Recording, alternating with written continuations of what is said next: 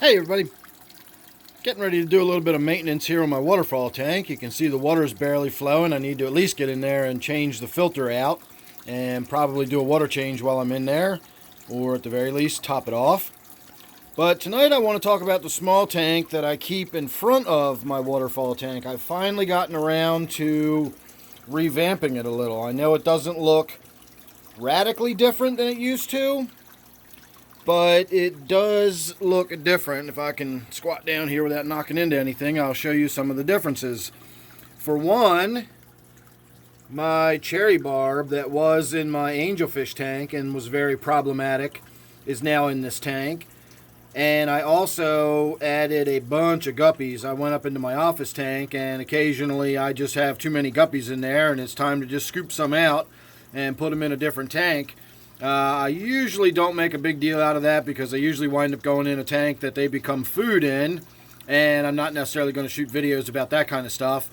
But in this case, I scooped a bunch of those guppies out and I threw them in this tank, and I'm sure some of them are female, so it's probably only a matter of time before I have another tank with breeding guppies in it that grow out of control.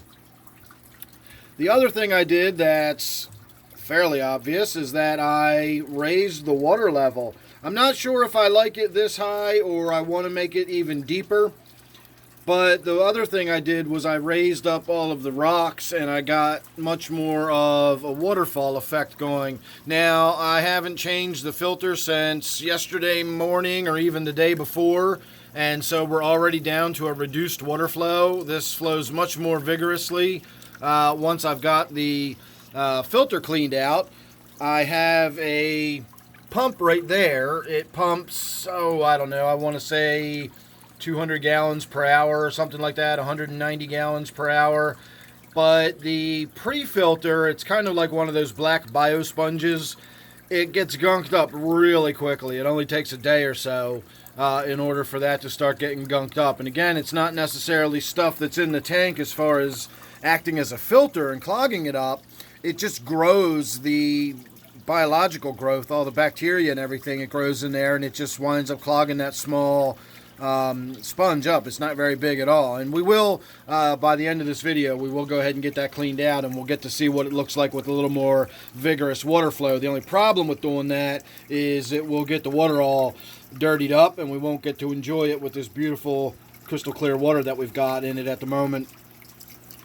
So on this end, I basically just brought the line up, the hose up, just runs up the back of the tank. I've got it kind of hidden.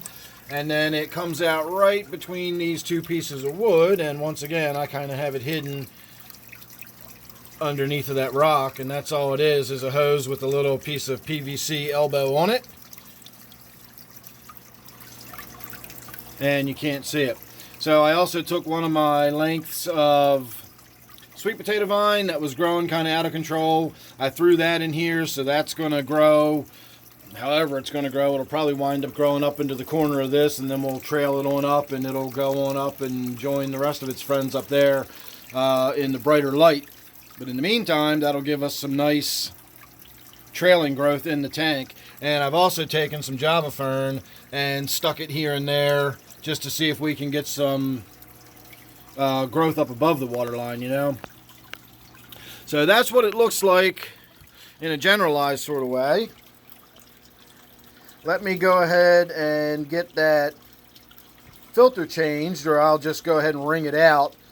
In fact, let me put you on pause and I'll show you the whole process. So hang on half a second. Alright, so now we can see what the pump actually looks like without the front on it. That intake usually has this in front of it, and you can see how cruddy that gets just in a day.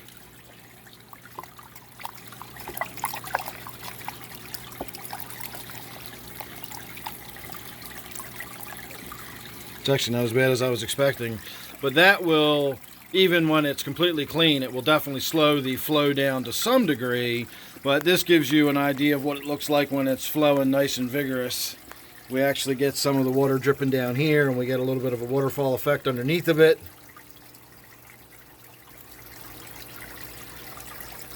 And we actually even have the fish and whatnot swimming around back there. So let me put you back on pause and we'll get that put back together. We'll get these two rocks put back in place so that hose is hidden, and we'll see what it looks like when it's running the way it's supposed to. Alright, so it's a little less vigorous once we get that sponge filter put back in, but we still get a good trickly, babbly, waterfall type effect going on all around.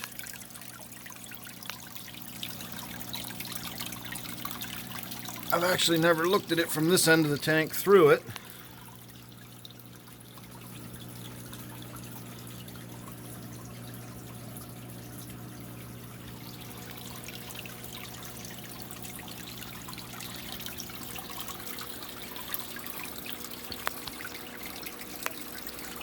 Alright everybody, there's the first look at my new tank. I don't even know what to call this one. It's kind of part of my waterfall tank. I don't really think I'm going to give this specific tank a name. It used to be my red-clawed crab tank once upon a time, but I assure you there are no more red-clawed crabs in there anymore, and so it's just whatever it is now. It's got some guppies in there, and now we officially have that cherry barb. So I don't know what, again, we're going to call that tank. It's kind of the foot of the waterfall tank. So thanks for watching. Make sure you subscribe. You never know what you're going to get with me. Don't forget, I will be doing a live stream and meet and greet this Saturday down at House of Tropicals in Glen Burnie. If you're interested in that, you can check out my email down below. Contact me. I'll give you directions on how to get there and all that kind of stuff. And in the meantime, I'll ask you to make sure you're subscribed. That way you won't miss anything I got coming up. You never know what it's going to be with me. Don't forget, this one here is my waterfall tank. Thanks again for watching, and I'll see you real soon in the next one.